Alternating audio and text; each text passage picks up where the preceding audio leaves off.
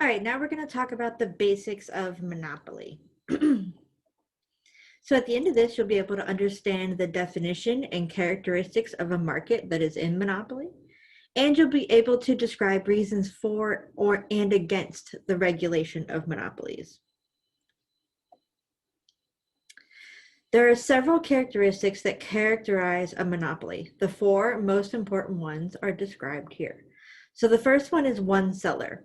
Monopolies exist when one firm controls an entire market or almost all of it. So Microsoft owns over 95% of the operating system market in computers, but it does have competition from Mac and Linux operating systems. There are no substitutes. If there are substitutes to the product supplied by monopolist, he or she cannot exercise monopoly power.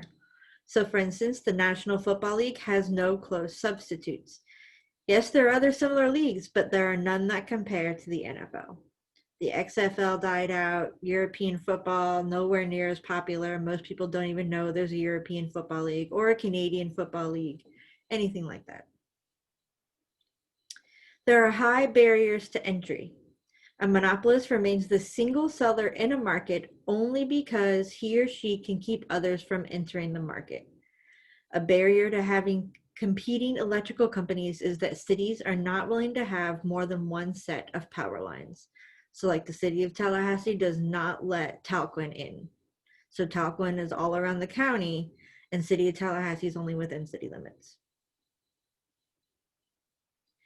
And the final one is control over price. A true monopolist can change price and quantity to maximize profits. The De Beers Company is a company that owns most of the world's supply of diamonds. They artificially increase the price by limiting its output.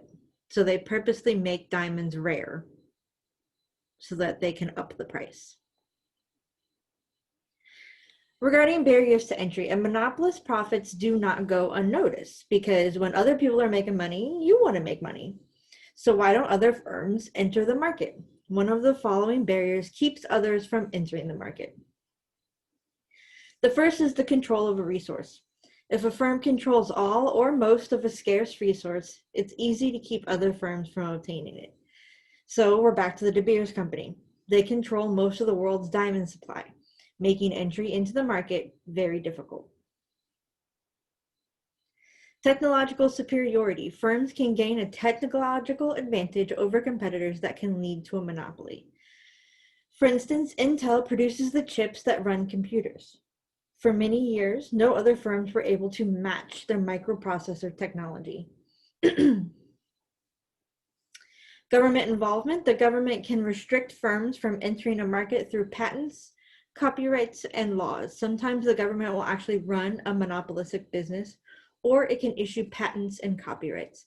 So for instance, when a new medication comes out, there's usually a time delay on when they can have not placebo, off-brand medication.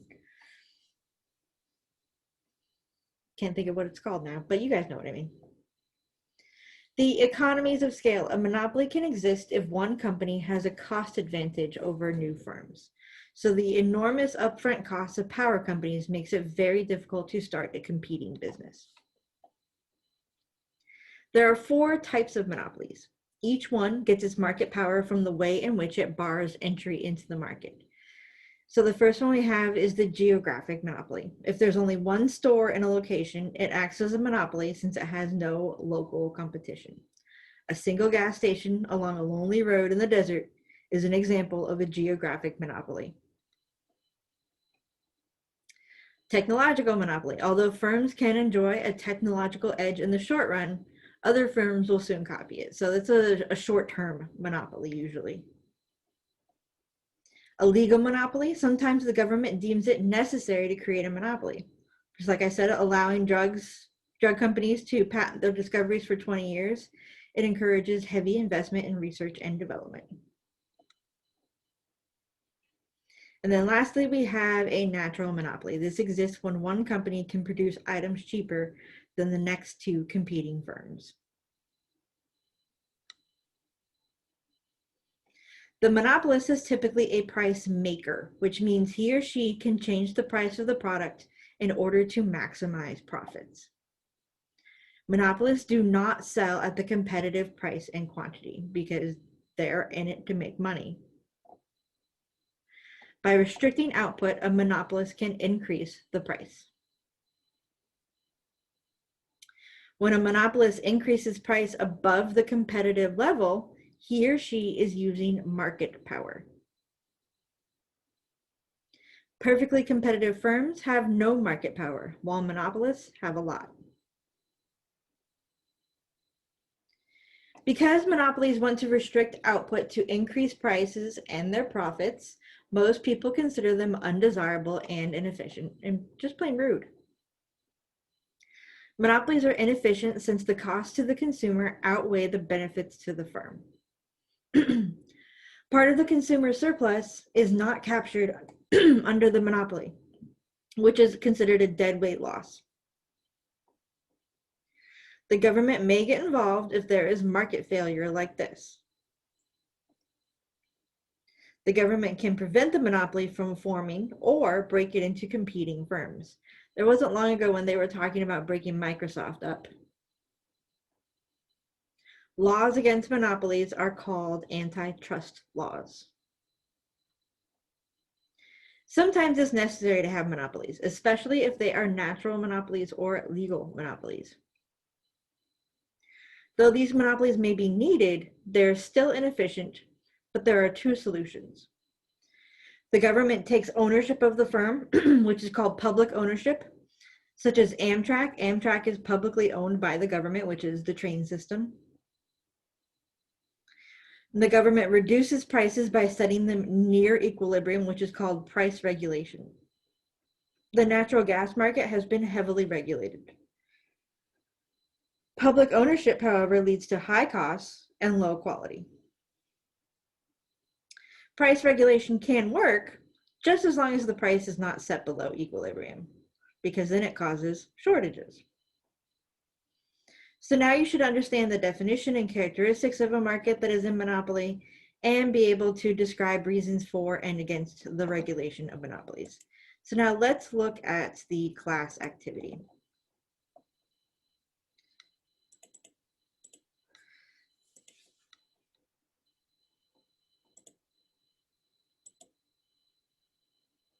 So the directions say, several firms have been listed below.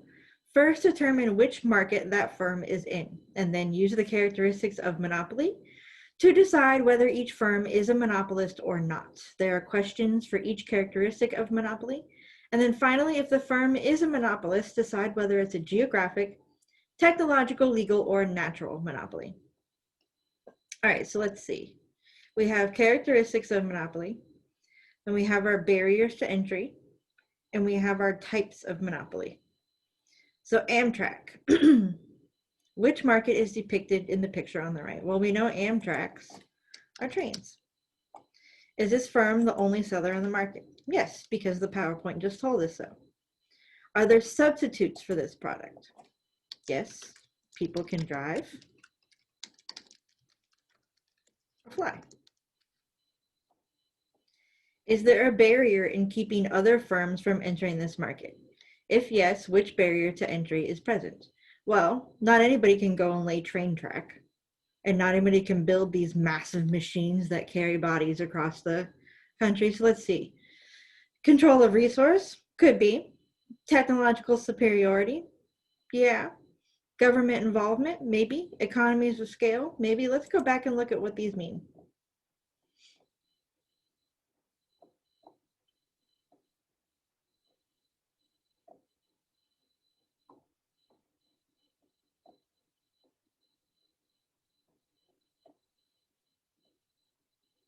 I know it's in here somewhere.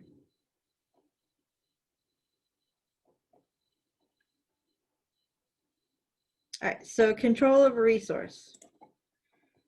A firm controls all or most of a resource. It is easy to keep other firms from obtaining it. Technological superiority. Firms can gain a technological advantage over competitors. Government involvement. The government can restrict firms from entering a market through patents, copyrights, and laws. and economies of scale. A monopoly can exist if one company has a cost advantage over new firms. So let's see. We know that Amtrak is owned by the government. So we could say that government involvement is one. But I'm also going to say economies of scale because they're already producing it. They're probably going to be able to do it cheaper than everybody else.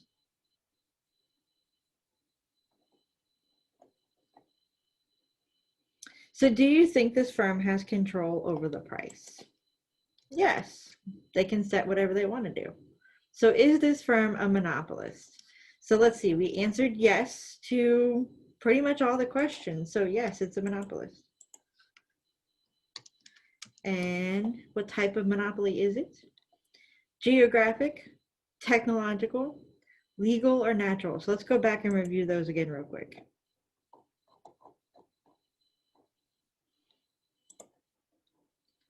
So geographic monopoly, there's only one store in a location, so it acts as a monopoly since it has no local competition. Technological, although firms can enjoy a technological edge in the short run, other firms will soon copy it. Legal monopoly, sometimes the government deems it necessary to create a monopoly, or a natural monopoly exists when one company can produce items cheaper than two competing firms. I'm going to go with legal since the government owns it.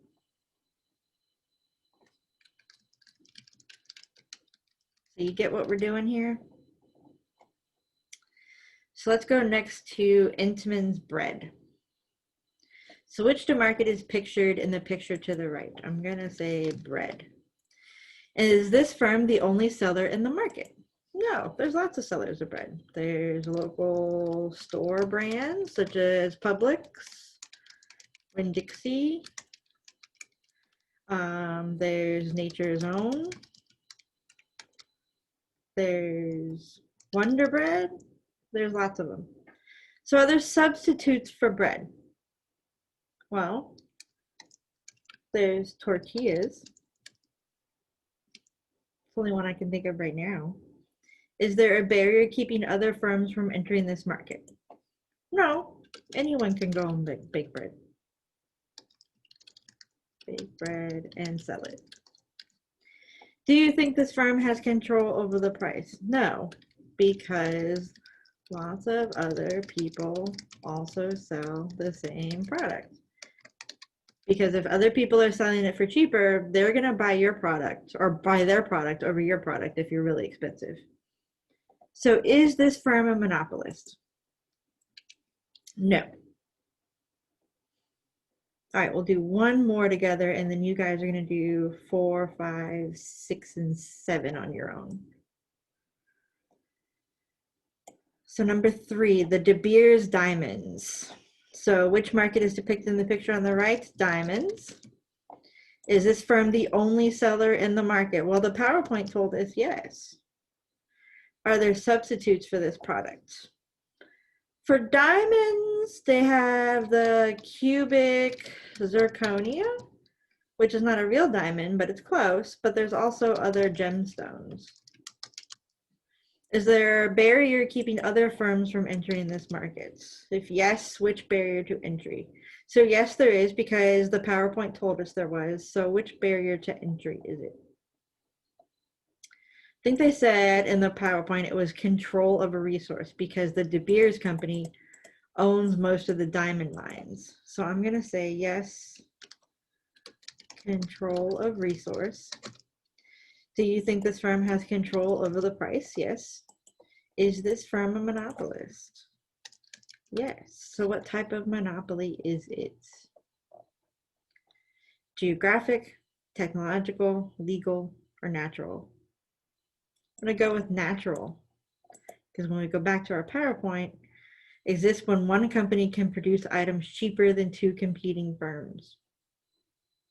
Because nobody's copying it. They're not geographic because they're not the only one in the area. And they're not legal because the government doesn't own it. So they're a natural monopoly.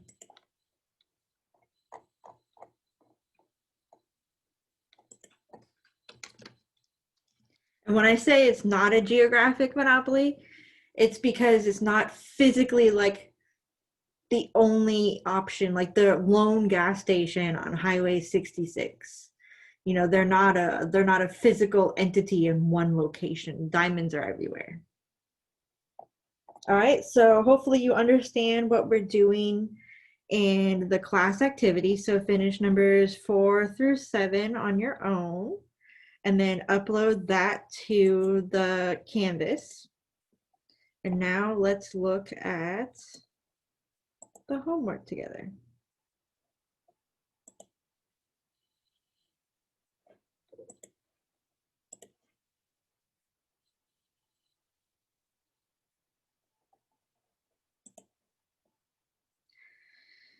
So the homework says the background: in 1890, the Sherman Antitrust Act was passed into law, making monopolies and monopolistic behavior illegal in the United States.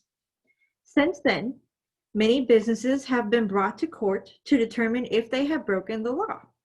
Sometimes the firms were left alone, and other times the firms were broken into smaller companies. 3 of the potentially monopolistic businesses that have been brought to court are Standard Oil from 1911, U.S. Steel, also 1911, and Major League Baseball, 1922. So each of the 3 businesses are summarized below. After reading each synopsis, describe to what extent each was a monopoly by using the characteristics of monopoly, and then explain whether you think each business was a monopoly and needed to be broken up, or if it was not a monopoly and should be left alone. So Standard Oil, we'll do the first one together, and then you guys are on your own for U.S. Steel and Major League Baseball. All right, Standard Oil was a business founded by John D. Rockefeller in 1870 in Ohio. It produced, transported, refined, and sold oil products, mostly kerosene, to consumers in the United States and around the world. It was criticized in its early years for undercutting competition by pricing low, which forced competitors to go out of business. Many oil companies were also absorbed into Standard Oil. By 1904, the company controlled 85% of the market.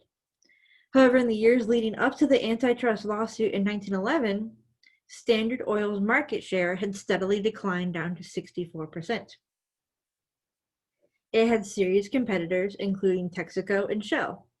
It was accused of discriminatory business practices, such as raising prices above equilibrium when there was no competition and severely reducing them in order to undercut areas where there was competition.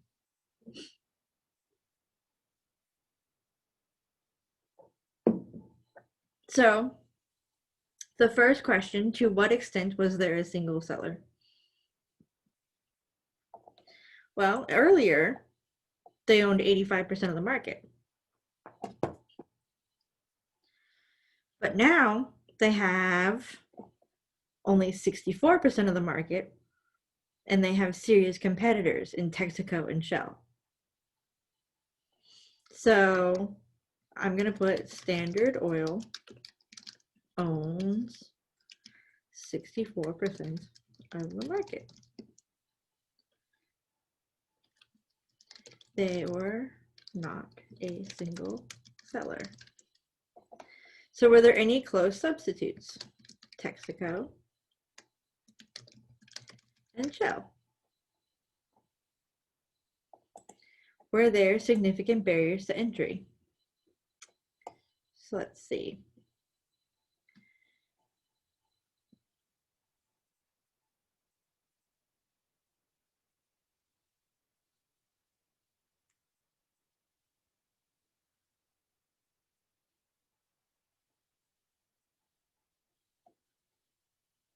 They raised the prices above equilibrium, and there was no competition. When there was no competition. I'm going to go back here because I think they're meaning prior to 1911. So to what extent was there a single seller? So I'm going to put prior to 1911. They owned 85% of the market. So they were mostly a single seller. I'm changing my answer because I think they are meaning, since this is what the ruling was, I'm thinking they were meaning before 1911. So were there any close substitutes? No, because, and it says they undercutted competition by pricing low and forced competitors to go out of business, because they forced competitors to go out of business. Were there significant barriers to entry into the market? Yes. Says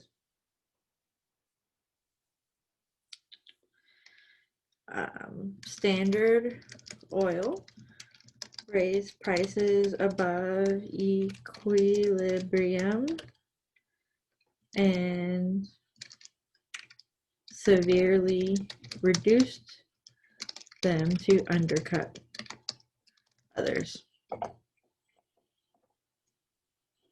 To what extent was Standard? That's my fault. That goes down here. Yes, because control of oil fields. So in 1911, the U.S. Supreme Court ordered Standard Oil broken into smaller firms. Several still exist today, including ExxonMobil and Chevron. Do you think Standard Oil needed to be broken up? Yes, because they were using predatory business practices and hurting their competition. So let's review this again, because I changed my answers a couple times. So to what extent was there a single seller? So we're talking about prior to this. So I'm going to basically take that out because that doesn't matter. That's extra information that's throwing me off. So prior to 1911, they owned 85% of the market. That's over 3/4. So that's a significant portion. So they were mostly a single seller. So yes, they were a single seller. So were there any close substitutes? No, because they forced others to go out of business, where it says right here, forced competitors to go out of business. So there's significant barriers to entry into the market. So I don't think it says it here, but they controlled most of the oil fields. So yes, because if you don't own oil fields, you can't get into the oil business. The letter D, to what extent was Standard Oil able to control the price? So it talks about it a couple times in here. It says it was criticized in its early years for undercutting competition by pricing low. So that shows that they can control price. And down here, it says they were accused of discriminatory business practices, such as raising prices above equilibrium when there was no competition, and severely reducing them in order to undercut areas where there was competition. So it says I put Standard Oil raised prices above equilibrium and severely reduced them to undercut others. So yes, they were able to completely control the price. They could raise it up and they could raise it down. So letter E, in 1911, the U.S. Supreme Court ordered Standard Oil broken into smaller firms. Several still exist today, including ExxonMobil and Chevron. Do you think Standard Oil needed to be broken up? Explain. I said yes, because they were using predatory business practices, which is here and here, and hurting their competition. And they fell under the antitrust monopoly. So now you guys are responsible for reading about U.S. Steel and Major League Baseball. So answer those 5 questions for those two, and then save it and upload it. I hope I didn't confuse you too much. All right, guys.